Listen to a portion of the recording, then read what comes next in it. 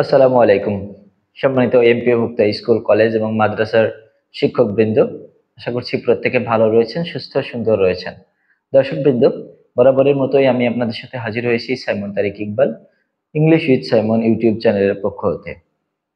দর্শকবৃন্দ, বদলি নিয়ে একটি সুখবর জানাতে চাই, যদিও এটা কারোর জন্য সুখবর, কারোর জন্য আবার হতাশার খবর। তো দর্শকবৃন্দ, যদিও হতাশা বা সুখাশা যেটাই হোক না কেন, আমি একটু আপডেটটা পেয়েছি খুব শীঘ্রই। তাই আপনাদের সামনেও হাজির করছি। দর্শকবৃন্দ, আপনারা থাম্বনেইল দেখেও বুঝতে পেরেছেন। আসলে গত বৃহস্পতিবার, আজকে রবিবার আর গত বৃহস্পতিবার একটা মিটিং ছিল শিক্ষা মন্ত্রণালয়ে বদলি নিয়ে। এমপিভুক্ত শিক্ষক, কর্মচারী, শিক্ষকদের বদলির ব্যাপারে যে মিটিং ছিল। আর আপনারা জানেন যে এই বদলি নিয়ে একটি রিটও হয়েছে সার্বজনীন বদলির দাবিতে।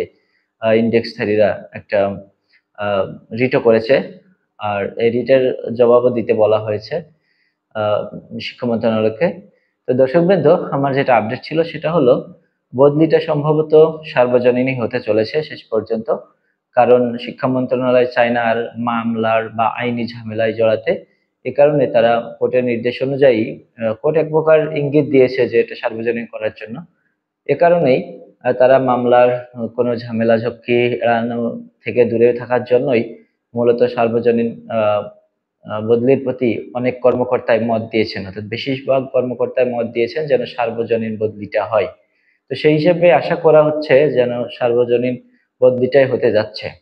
আর এক্ষেত্রে হয়তোবা যারা এনটিআরসি কর্তৃক নিয়োগকৃত, যারা চাচ্ছিল যে সার্বজনীন বদলির প্রক্রিয়াটা যাতে না হয়, এরা যাতে ঢুকতে না পারে, সেই তারা হয়তো একটু হতাশ হবেনি। তবে আমার মনে হয় যে সার্বজনীন হোক আর যাই হোক না কেন, বদলিটা চালু দরকার। আস্তে আস্তে ভবিষ্যতেও এর সুফল আসবে। তো বদলিটা চালু হওয়া দরকার আমার মনে বলে। তবে হয়তোবা যারা নতুন রয়েছে, আমিও কিন্তু এনটিআরসি কর্তৃক নিয়োগকৃত। তবে আমার মনে হয় এই যে আইনি ঝামেলায় গেলে অনেক দেরি হবে জিনিসটা শুরু হতে। তবে এটা যদি হয়ও, আর ইন্ডেক্সধারী খুব বেশি দূরে কেউ নাই, এটা খুব কম আছে যারা বহু দূরে গেছে। তো যাই হোক, সবাই ভালো থাকবেন। এই ছিল আজকের আপডেট। সুস্থ থাকুন। আসসালামু আলাইকুম।